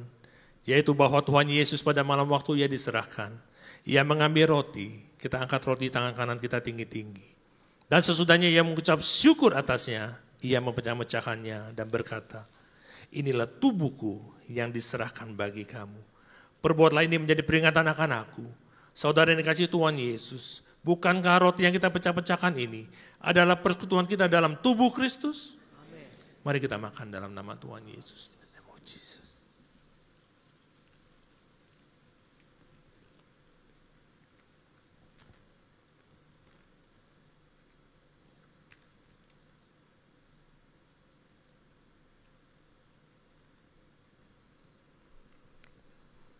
Kita siapkan anggur kita. Kita angkat cawan di tangan kanan kita masing-masing. Demikian juga Ia mengambil cawan sesudah makan lalu berkata, cawan inilah perjanjian baru yang dimeteraikan oleh darahku. Perbuatlah ini setiap kali kamu meminumnya menjadi peringatan akan aku. Saudara yang kasih Tuhan Yesus. Bukankah cawan pengucapan syukur? Yang atasnya kita ucapkan syukur adalah persekutuan kita dengan darah Kristus? Mari kita minum dalam nama Tuhan Yesus.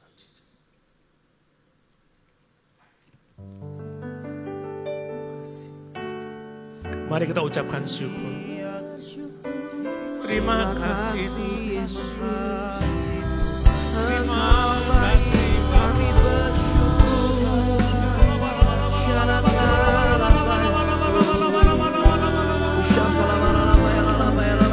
Terima kasih.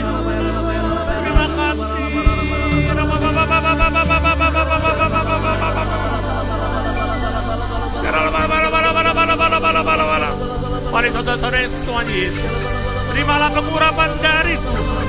Tahun 2025 adalah tahun penuaian. Apapun hari ini yang kita alami, kita percaya ada kuasa Tuhan yang menyertai. Terima, terima, terima. Terima kasih Yesusku, terima kasih Yesusku. Puji syukur hanya bagi Tuhanku. Terima kasih Yesusku, terima kasih Yesusku. Puji syukur hanya bagi Tuhanku. Puji syukur hanya bagi Tuhanku. Puji syukur hanya bagi Tuhanku. Terima kasih. Terima kasih Tuhan Yesus. Terima kasih untuk keselamatan yang Kau berikan. Terima kasih untuk berkat-berkat Tuhan. untuk kesembuhan, kelepasan, jawaban doa, kekuatan, pengharapan yang baru. Kau berkati umat-Mu berlimpah-limpah Tuhan. Kami akan pulang dengan bersorak-sorai. Hamba-Mu berdoa Tuhan, Engkau mengasihi kami semua. Tutup bungkus kami dengan kuasa darah anak domba Allah. Jauhkan kami dari serangan si jahat. Kau juga berkati setiap keluarga. Para suami, mari angkat kedua tanganmu. Tuhan memberkati para suami di tempat ini. Jadilah imam, raja, dan nabi di dalam rumah tanggamu. Diberkatilah pekerjaan usaha dan bisnismu. Diberkatilah rumah tanggamu. Diberkatilah kehidupanmu. Apa yang kau kerjakan, Tuhan buat berhasil. Para istri, mari angkat kedua tanganmu. Tuhan juga memberkati para istri di tempat ini. Jadilah tiang doa dan penolong bagi suami dan keluargamu. Jadilah pohon anggur yang manis di tengah-tengah keluargamu. Diberkati kehidupanmu dan melalui engkau, nama Tuhan selalu dipermuliakan. Anak-anak muda dan yang belum menikah, mari angkat kedua tanganmu. Tuhan juga memberkati generasi penerus di tempat ini. Pengurapan Daniel 10 kali lebih cerdas dari anak-anak dunia. Tuhan curahkan. Kalian akan dipakai untuk menjadi kepala dan bukan ekor. Terus naik dan tidak turun. Ada kekuatan Tuhan, ada wibawa ilahi yang akan menyertai engkau selalu. Jagalah kekudusan. Engkaulah generasi yang disiapkan Tuhan.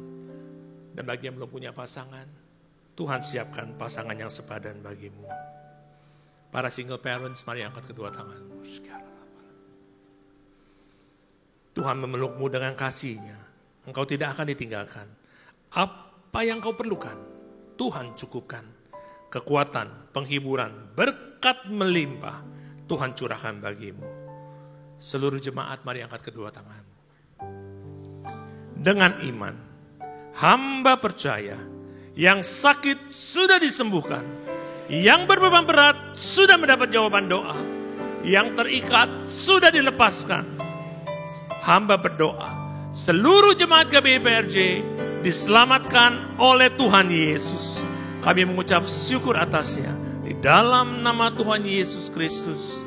Amin. Amin. Kita beri kemuliaan untuk Tuhan Yesus, Bapak Ibu semua. Silakan duduk kembali Bapak Ibu Saudara yang dikasihi Tuhan. Puji nama Tuhan.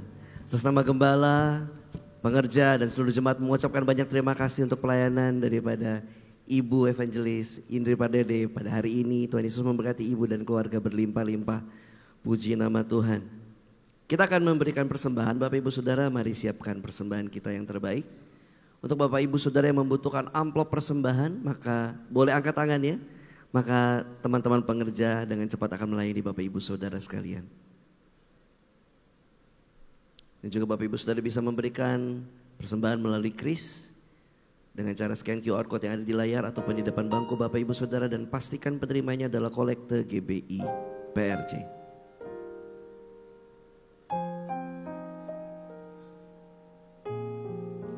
Bila sudah siap, saya undang kita semua bangkit berdiri bersama-sama. Kita akan deklarasikan doa persembahan dan akan diikuti doa penutup dan juga doa berkat. Haleluya. Mari sama-sama kita berdoa. Bapa, kami bersyukur buat semua berkat-Mu. Kami membawa persembahan sebagai wujud syukur.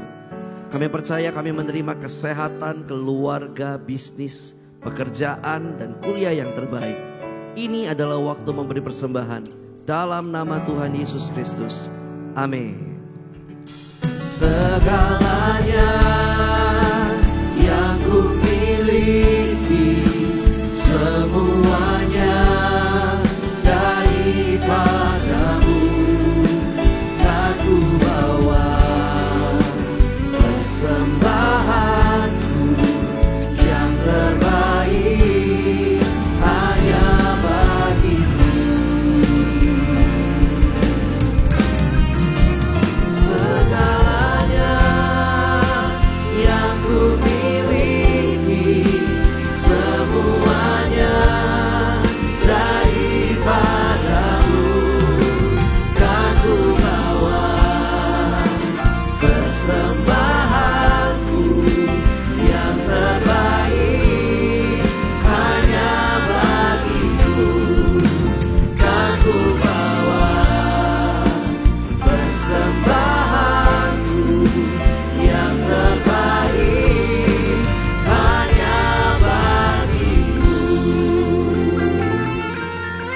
Bapak Ibu Tuhan Yesus, kita akan tutup ibadah pada siang hari ini. Sebelum kita menerima doa berkat, ada satu pengumuman bagi Bapak Ibu yang membutuhkan dukungan doa. Di luar kami ada counter doa yang Bapak Ibu bisa datangi dan bisa sharing di sana apa yang menjadi kebutuhan Bapak Ibu, dan nanti bisa dilayani. Bahkan ada tim caring yang seandainya perlu kunjungan, tim kami pun siap untuk mengunjungi Bapak Ibu di tempat, apakah di tempat usaha ataupun di rumah. Ya, yuk kita siapkan hati untuk menerima berkat Tuhan. Terima kasih Tuhan Yesus, kami mengucap syukur untuk ibadah pada siang hari ini. Terima kasih untuk firman yang Kau tabur Tuhan, mengingatkan kepada setiap kami bahwa keintiman dengan Tuhan adalah segalanya. Kami akan masuk dalam proses, tapi pada saat kami intim dengan Tuhan, Tuhan akan tunjukkan jalan mana yang kami harus pilih. Terima kasih Tuhan Yesus untuk hamba-Mu yang Kau pakai Pastor Indri. Kau pakai lebih dan lebih lagi Tuhan. Hikmat marifat Tuhan terus menyertai Tuhan. Dimanapun dia berada, sinar kemuliaan Tuhan akan terus terpancar. Dan terima kasih untuk jemaat-jemaat-Mu Tuhan. Pimpin kami, sertai kami sepanjang minggu ini, kami aman dalam perlindungan Tuhan. Tuhan juga kami butuhkan hikmat-Mu dalam setiap keputusan-keputusan kami, agar setiap keputusan kami menyenangkan hati Tuhan. Dan saat ini kami siapkan hati kami untuk menerima berkat daripada Tuhan. Mari Bapak Ibu Tuhan Yesus, angkat kedua tanganmu dan terimalah berkat yang berlimpah-limpah dari Allah Bapa, kasih karunia dari Anak yang tunggal Tuhan Yesus Kristus, dan penyertaannya manis dari Roh Kudus, mulai sekarang sampai Maranatha, bahkan selama-lamanya. Mari setiap kita yang percaya dan sudah diberkati, sama-sama kita katakan amin. Tuhan Yesus memberkati Bapak Ibu semuanya. Shalom. Kita semua pasti mendengarkan musik, dan genrenya pun bermacam-macam. Musik mampu mengatur mood kita, bahkan mengubah cara pikir kita. Sebagai orang percaya, perdebatan yang sering kali muncul salah satunya adalah apakah kita boleh mendengarkan lagu sekuler atau tidak. Ada yang bilang jangan dengarkan lagu sekuler sama sekali, karena iman timbul dari pendengaran. Tapi ada juga yang bilang gak masalah untuk mendengar lagu sekuler, asalkan berguna dan membangun kehidupan kita. Inilah contoh perbedaan hati nurani yang dimiliki oleh setiap orang percaya, di mana situasi yang serupa pernah terjadi di kota Korintus 2000 tahun yang lalu dalam 1 Korintus 8 perihal daging yang boleh dimakan atau tidak. Melihat selalu adanya perbedaan hati nurani dari 2000 tahun yang lalu bahkan sampai sekarang, artinya memahami keberadaan hati nurani dan kesadaran akan adanya perbedaan hati nurani sangat dibutuhkan untuk menjaga kesatuan di tengah keberagaman dan akan memperkuat kesatuan gereja. Pemahaman hati nurani juga akan memampukan seseorang untuk berintegritas dan melakukan apa yang dia yakini benar. Apa yang dimaksud dengan hati nurani? Andi Naseli, seorang ahli perjanjian baru, mendefinisikannya sebagai kesadaran akan apa yang Anda percaya sebagai benar atau salah. Hati nurani adalah suatu hal yang penting menurut Alkitab. Dan sebagai orang percaya, kita perlu jadi seseorang yang menyadari keberadaan hati nurani sesuai kata Alkitab. Hati nurani bisa digambarkan seperti sebuah kompas yang memberitahu pemakainya mana arah yang benar, karena kompas memiliki standar arah utara yang benar. Begitu juga dengan hati nurani yang memampukan manusia secara alami untuk menilai dan menghakimi menurut standar tertinggi yang manusia tahu. Sebagai orang percaya, pastinya Alkitab adalah standar tertinggi kita. Jadi, kita perlu paham bahwa kondisi hati nurani setiap orang dapat memberi penilaian yang berbeda-beda.